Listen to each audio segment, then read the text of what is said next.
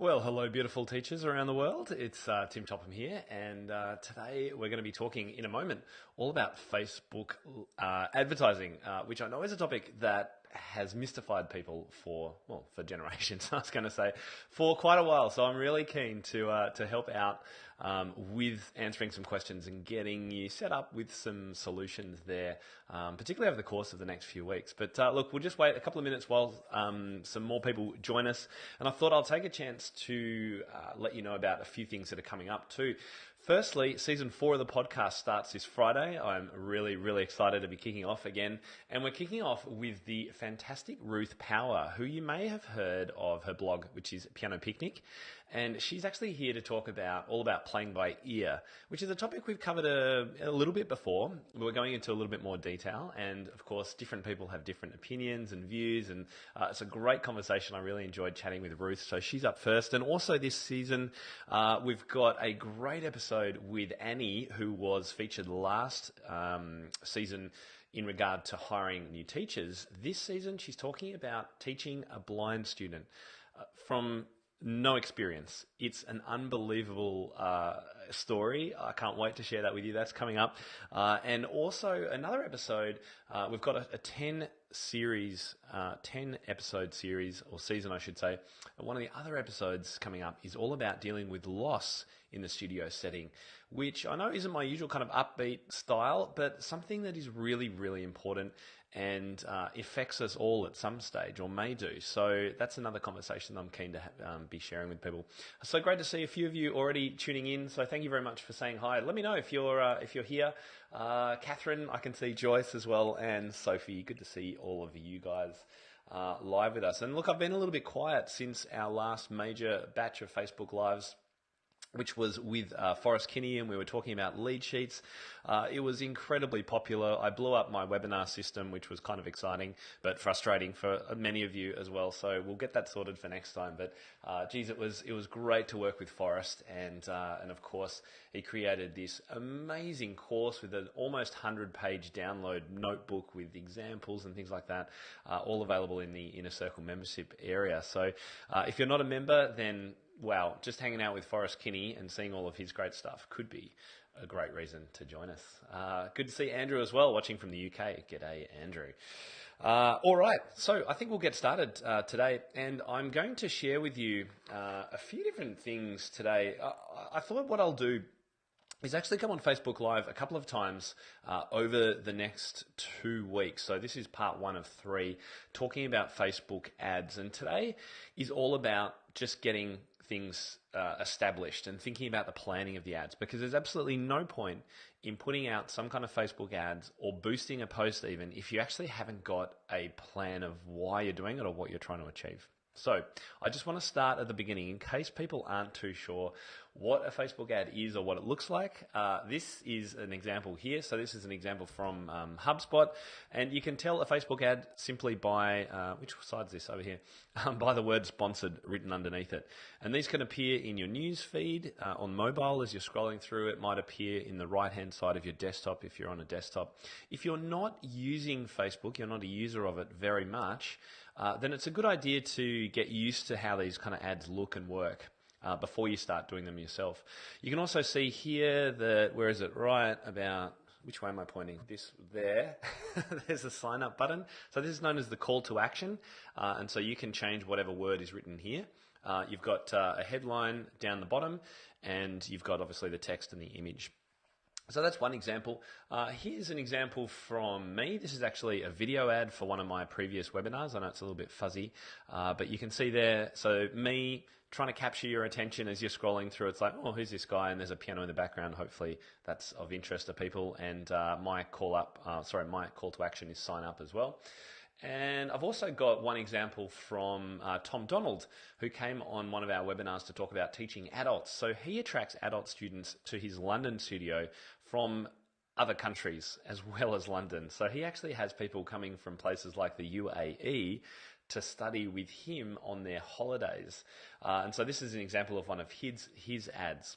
What are the best ways to learn piano is his question. Learn more is his call to action. And you can see again the piano very prominent in the news feed. So, one of the kind of things to think about when you start getting your head around Facebook ads is take a note of what's actually capturing your attention while you're scrolling through your news feed. What kind of images make you stop and look? Or do you mainly stop on videos? Is it cartoons and illustrations, or is it live people? Is it images of piano that makes you tend to stop? Or other things. Have a think about that and take notice of it. The more you can notice as you go through this process, the more likely you are to be able to come up with ads that will hopefully stop other people from scrolling, because that's kind of what we're aiming to do. Good to see Babs as well. Hi Babs, thanks for tuning in from Perth. It's an early morning for you over there. So that's just a quick overview of what ads look like. But really, when it comes to advertising, Facebook has just cornered the market and has completely ripped the income streams out of newspapers and print media and billboards and things for one crucial reason. And this is the reason that it can be helpful for you as a studio owner. And that is that it's incredibly targeted. So when you put a billboard up on the side of a road, it's being seen by thousands of people who have no interest in your product. On Facebook, you can choose exactly the kind of people that you want to see your ad and only show it to them. And it can be as granular as people with a doctorate from a particular university who are age 30 to 35, who are female, who like yoga and have a cat. Like that's the kind of demographic targeting you can do with Facebook ads. It's just ridiculously granular. But that's why Facebook has done so well with their advertising platform, because you can actually get your ads in front of the people who you want to reach. And most importantly, you can also track whether they've actually taken action on your ad, so you know whether it's worth putting more money into it. So that's why I think Facebook advertising is a good option for piano teachers. I think the other option to definitely consider is Google AdWords. So that's search ads coming through when you search for something, or when your parents hopefully search for piano teachers in Melbourne. They'll hopefully be able to see you. So we're going to talk about that as well, but not in this month. We're going to do a little bit of a focus on Google and SEO and AdWords soon, later on. So let's just focus today on the Facebook advertising. One of the other things that I hear from people is that Facebook ads are they're really complex, and many people have lost money creating ads before. If you've lost money on Facebook advertising before and been really frustrated with it, can you let me know? Give me a hell yeah in the comments, even if you're watching the replay. It's a really common thing that I hear. And there's a number of reasons for it. And my goal with this series about Facebook ads and a webinar that we've got coming up with a Facebook ads specialist, a world-leading specialist, is to hopefully avoid you wasting any money and hopefully make it really profitable for you. But one of the things that tends to happen is people say, you know what, I'm just going to outsource this to someone else. I'm either going to try it myself and I'll just give it $100, and if it works, it works. If it doesn't, it doesn't. Or if they have a bit more of a commitment to it, they might say, okay, I'm going to find a company or a person who can actually do this for me. Now, that's a great approach, and it's what I do with mine. However, it's really important to know before you hire someone else to do something, how it works yourself. Because I don't want you to get worked over by someone who is just in it for the money and not really in it for you. And the best way to protect yourself from a rogue contractor like that is to know how the system works and be able to talk about Facebook ads lingo. And there's, it is a complex system, but there are some key areas and words that you should know, and phrases and reporting metrics that you should know about. So what I've done is I've actually put together this, which is a Facebook ad planning guide. It's just a setup guide for getting started. And the first two steps here are actually just steps you need to take before you even consider ads. And that's about making sure you have a Facebook business page firstly. And we've got some instructions there and a link to find that out. And also getting an ads account on Facebook. So they're your top two priorities before you even think about doing your Facebook ads. Then we're going to talk through these steps here, and I'm going to give you a download link for this in just a moment so you can actually download it. And then what I recommend you do, print it out, and then perhaps re-listen or re-watch this video while you've got the sheet in front of you, and you can just step by step through things as I talk through it. So the first thing is, what's the goal of your ad? So as a studio owner, your goal might be to sign someone up for a free trial or to get someone in for their first lesson. So knowing the goal is important, because you don't just want to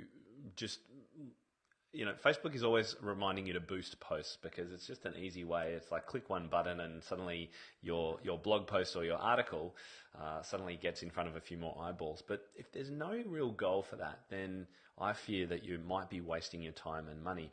So make sure you've got a goal and be specific about that goal. I really want to reach 10 new students and get 10 new first trial lessons or 10 interviews in the next month.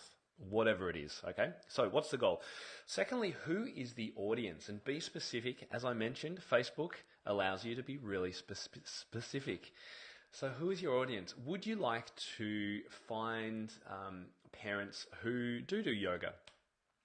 Or is it parents who perhaps have high levels of income? Maybe they have degrees or work in white collar, office environments.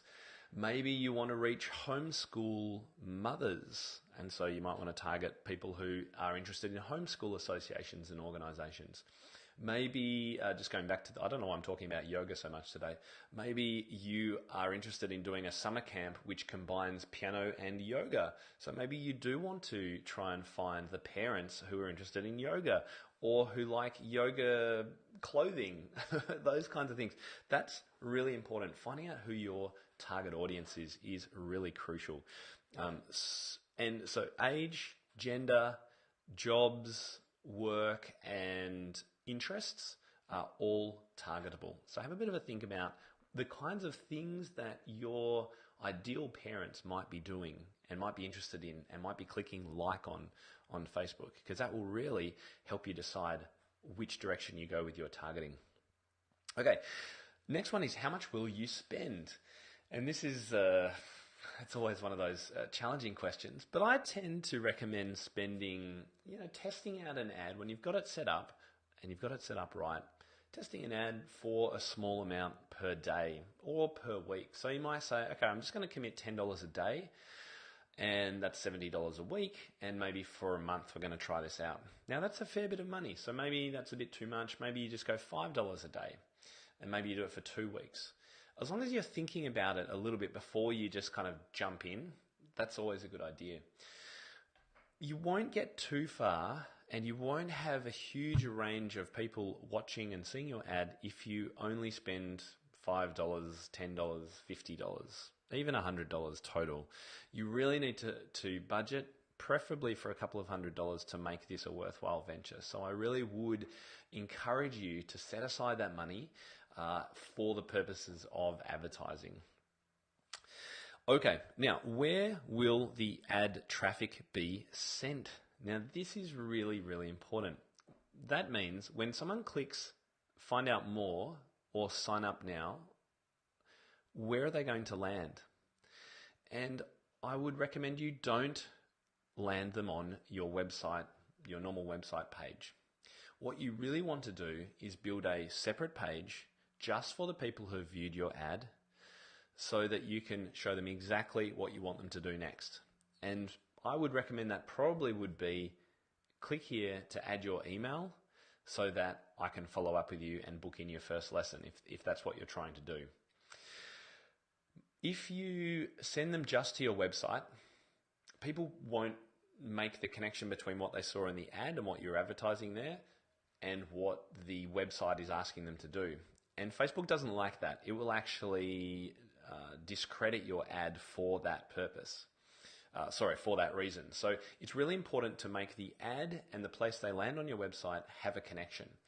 So if you've ever clicked a webinar ad of mine, what we tend to do is try and keep the image in the ad, some relation between that and the landing page that you land on, which is where you register for the webinar. Certainly the titles will be the same, the content will be the same, the call to action will be similar. Sign up for the webinar on the ad.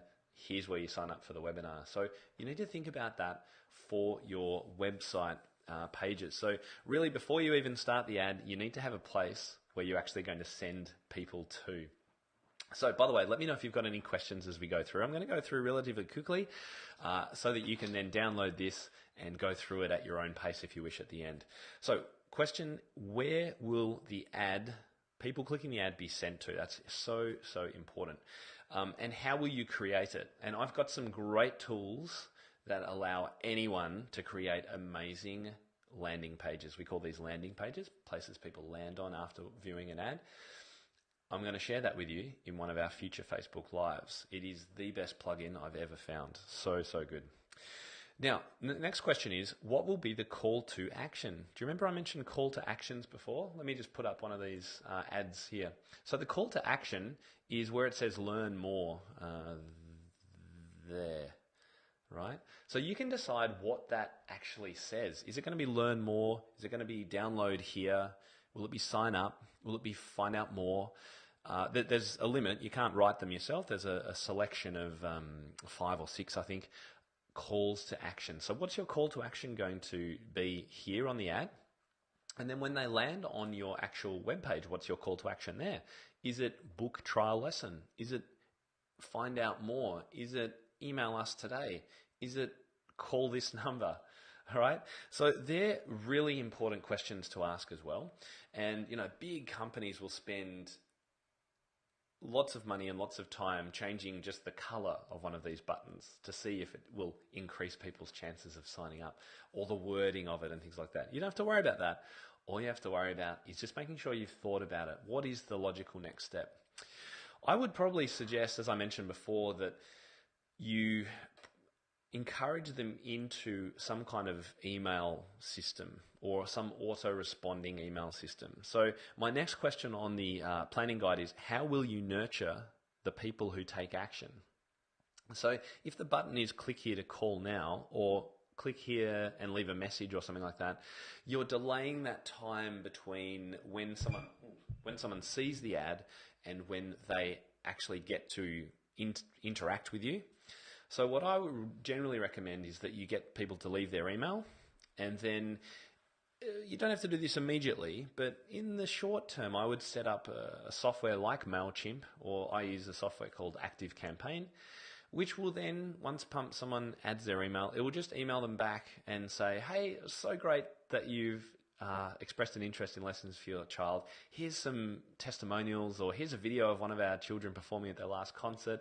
Here's what one of their mothers said or dad said, and I can't wait to get in touch with you. So I'm going to send you another email in another day about X, or I'll look forward to your call, or email me back with more details about your child, or here is a form to fill out with details about the child that you want. So you can then kind of walk them through a little bit of what I call a nurturing sequence, a nurturing process that will hopefully start building connections with your studio.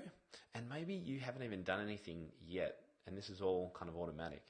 So that's the ultimate. You don't have to do all this fancy email stuff straight up. But that would be the ultimate goal. Or maybe they click a link and it goes through to an online calendar where they can book their first lesson with you. Maybe that's the outcome. And then maybe when they book that, then they get another email saying, wow, you booked your first lesson. I'm so excited. Make sure you bring X, Y, and Z. I'll see you then, that kind of thing. And finally, on the ad's Facebook planning guide, the last question here is, how will you track if the ad is working? Right, so put your hand up if you've heard of the Facebook Pixel, but really have no idea what it is. I got so confused by this thing called the Facebook Pixel when I started, and it's still a little bit of a mystery. But really, there's one way to be able to track the success of your ads, and that's by using this thing called the Facebook Pixel. And it's just a little bit of code that goes on that page that people land on when they've arrived at your site. And that's why it's really important to have that separate page, because then once people are landing on that page, you can go, aha, my ads worked. I've got someone's view on that page. And then you can even track again if they clicked your call to action, did they actually take that next action? So Facebook could actually track all of that stuff. It's quite amazing. By the way, I noticed there's a number of questions coming up, so I'm going to get to them in just one moment. So tracking if it's working is really important because that's the way you can decide whether you should be spending more or less or changing your ads full stop. So if you haven't got tracking set up and you're already running Facebook ads, then I would recommend you pause and get your Facebook tracking set up with the Facebook pixel on your website. It's not too difficult to do, but yeah, and if you're interested, you could definitely find out more about it by Googling it. But again, I have got this amazing person called Andrea who's going to be coming on a webinar with me towards the end of this month to unpack all of this, and we're going to show you live how this kind of stuff works. So stay tuned. I'm going to give you more information about that really, really soon. Okay, so that's the overview of the Facebook ad planning guide. So if you would like your copy, then all you need to do is type the word planning into the comments below, and my little trusty bot will send that to you. Now, just be aware that the links up here, these are 2 hyperlinks. You'll need to download this PDF to your own computer before those hyperlinks will work. Don't try and click them in Google Drive, which is where this is stored. It may not work, so just keep that in mind. Okie doke. So let me see. Regina says, I have to go teach. Oh, this is golden. Okay, yes, Regina, you'll be able to access this. I've tried Facebook and Google Ads, says Terry, but got no response from Facebook at all, but got 2 inquiries from Google Ads. I didn't spend a lot either. So yeah, Terry, I mean, it's great that you've tested both Google and Facebook ads, and I would encourage people to do that. I'm focusing just on the Facebook ads at the moment because I think both have value. But look, it might be for your area, your studio, that Google Ads work really well. But I would also recommend, Terry, that you continue checking out these Facebook ads and come on the webinar, because it might be that something about the setup of your ad or the wording of it or the call to action or the landing page or whatever it was didn't quite work. And with a little bit of tweaking, we might be able to get it working. So don't give up on Facebook just yet. Sophie says, I have the Power app on my website. My Facebook ad linked to it, but it was very clunky. I can't wait to hear what the app is that you mentioned. Oh, right. Okay. Power app on the website. So it'll depend a little bit on what you use to build your website, what platform it's built on. I'm a massive fan of WordPress. As most people know, I've produced a full course about creating websites on WordPress, and I would encourage most people to do that. What I find is that, and I'm not sure where your site is hosted, Sophie, but if it is on a Weebly or a Squarespace or things like that, you may have trouble really getting the tracking and things working for Facebook ads. Maybe not, I'm not sure, but we'll hopefully get you sorted out, Sophie, over the coming few weeks. And Amber said, I heard of it, didn't know what it was either. Sorry, Amber, I'm not sure. I can't remember what that was that you were talking about. So there we go. Now, let me know if you've got any final questions. I'm going to wrap this up in just a minute, and I hope that was a useful overview. Definitely what I would recommend you do is, if you're unsure, check this out. And as I say, just go back through this video. So to find this video, just go to my Facebook page, search for Tim Topham Piano, and click the videos link, and you'll be able to find this, and you can just scroll through it and step through it, I should say, and just go through and answer these questions. And if you do that before our next webinar, I think that's going to be really, really helpful. Sorry, our next Facebook Live. So I'm going to go live again next week, same time, same place. And what I'm going to be talking about then is working out how much to spend on your ads. And we're going to do a calculation called the lifetime value of your student. So if you haven't ever considered the lifetime value of one of your students, then this will be the Facebook Live for you. So I'm going to be going live again, as I say, same time, same place, with another great download for you. And we'll have one more after that. And then this webinar I'm so looking forward to hanging out with Andrea on this webinar. She's spoken at Social Media Marketing World, international conference presenter. She just knows her stuff so well, and I can't wait for her to share all her golden wisdom with you. Yeah, Sophie. So if on Wix, I'm not too sure, and the software that I'll be talking about is WordPress based. So yeah, there may be something on Wix that will allow you to get the tracking and things working better.